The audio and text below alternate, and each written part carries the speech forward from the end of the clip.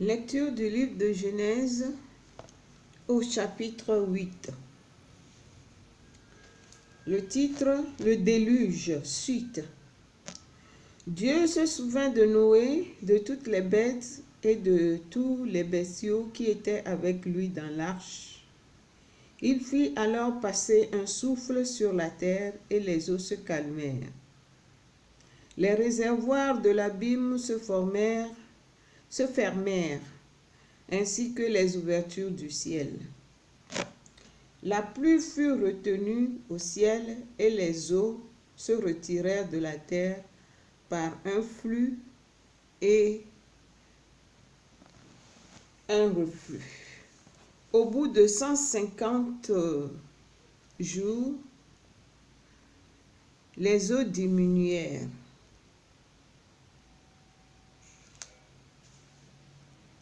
Et au 7e mois, le 10e jour du mois, l'arche reposa sur le mont Ararat.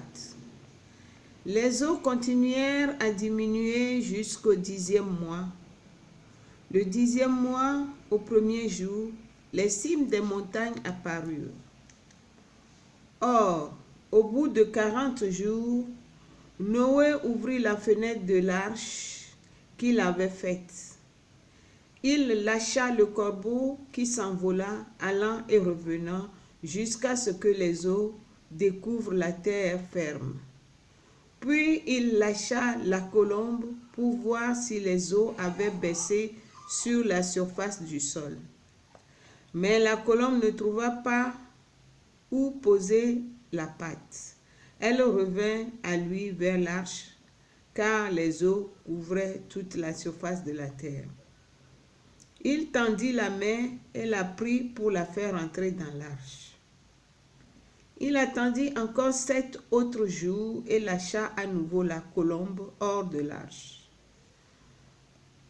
Sur le soir, elle revint à lui et voilà qu'elle avait au bec un frais rameau d'olivier. Noé sut ainsi que les eaux avaient baissé sur la terre. Il attendit encore 7 autres jours et lâcha la colombe qui ne revint pas vers lui. Or, en l'insistant un au 1er jour du 1er mois, les eaux découvrirent la terre ferme. Noé retira le toit de l'arche et vit alors que la surface du sol était ferme. Au 2e mois, le 27e jour du mois, la terre était sèche. Dieu dit à Noé, « Sors de l'arche, toi, ta femme, tes fils et les femmes de tes fils avec toi. Toutes les bêtes qui sont avec toi, de tout ce qui est chair, en fait d'oiseaux, bestiaux, toutes les petites bêtes qui remuent sur la terre, les petites bêtes qui remuent sur la terre, fais-les sortir avec toi et qu'ils grouillent sur la terre, qu'ils soient féconds et prolifiques sur la terre. » Noé sortit et avec lui ses fils, sa femme et les femmes de ses fils. Toutes les bêtes, toutes les petites bêtes, tous les oiseaux et tout ce qui remue sur la terre sortirent de l'arche par famille. Noé éleva un autel pour le Seigneur. Il prit de tout bétail pur, de tout oiseau pur et offrit des holocaustes sur l'autel. Le Seigneur respira le parfum agissant et se dit en lui-même, « Je ne maudirai plus jamais le sol à cause de l'homme. Certes, le cœur de l'homme est porté au mal dès sa jeunesse, mais plus jamais je ne frapperai tous les vivants comme je l'ai fait. Tant que la terre durera, semailles et moissons, froid et chaleur, été et hiver, jour et nuit, jamais ne cesseront. » Dieu bénit Noé et ses fils. Il leur dit, « Soyez féconds et prolifiques, remplissez la terre. Vous serez craints et redoutés de toutes les bêtes de la terre et de tous les oiseaux du ciel.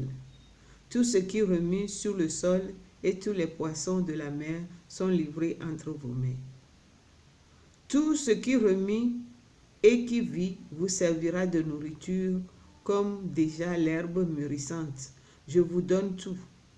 Toutefois, vous ne mangerez pas la chair avec sa vie, c'est-à-dire son sang, et de même de votre sang, qui est votre propre vie.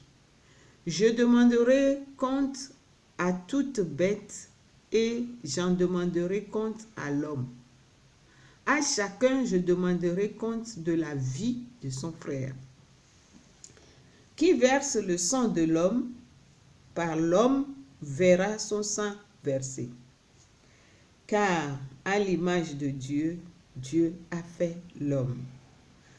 Quant à vous, soyez féconds et prolifiques, pullulez sur la terre et multipliez-vous sur elle. Dieu dit à Noé, accompagné de ses fils, je vais établir mon alliance avec vous, avec votre descendance après vous, et avec tous les êtres vivants qui sont avec vous, oiseaux, bestiaux, toutes les bêtes sauvages qui sont avec vous, bref, tout ce qui est sorti de l'arche avec vous. Même les bêtes sauvages, j'établirai mon alliance avec vous. Aucune chair ne sera plus exterminée par les eaux du déluge. Il n'y aura plus de déluge pour ravager la terre.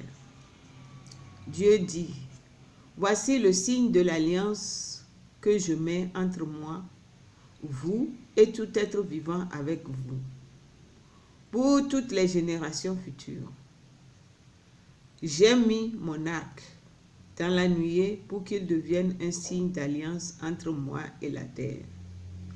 Quand je ferai paraître les nuages sur la terre et qu'on verra l'arc dans la nuée, je me souviendrai de mon alliance entre moi, vous et tout être vivant, quel qu'il soit. Les eaux ne deviendront plus jamais un déluge qui détruise toute chair.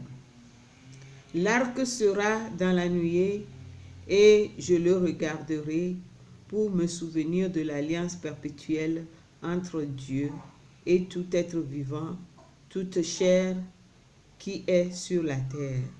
Dieu dit à Noé, c'est le signe de l'alliance que j'ai établie entre moi et toute chair qui est sur la terre. De Noé à Abraham.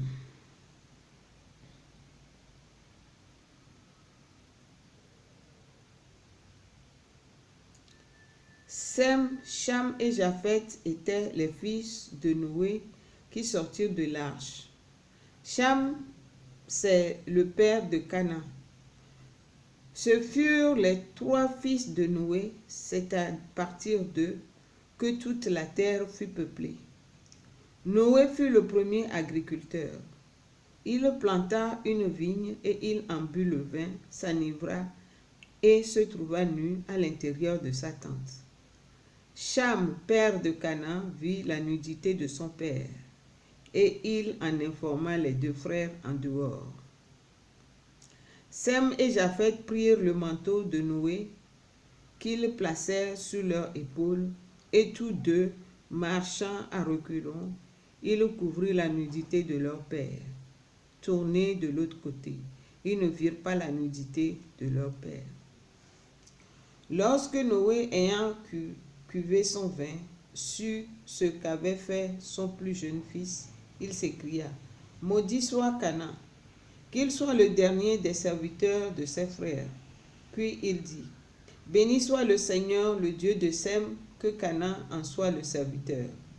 Que Dieu séduise Japheth, qu'il demeure dans les tentes de Sem, et que Canaan soit leur serviteur. » Noé vécut 350 ans après le déluge. Il vécut en tout 950 ans et mourut. Parole du Seigneur.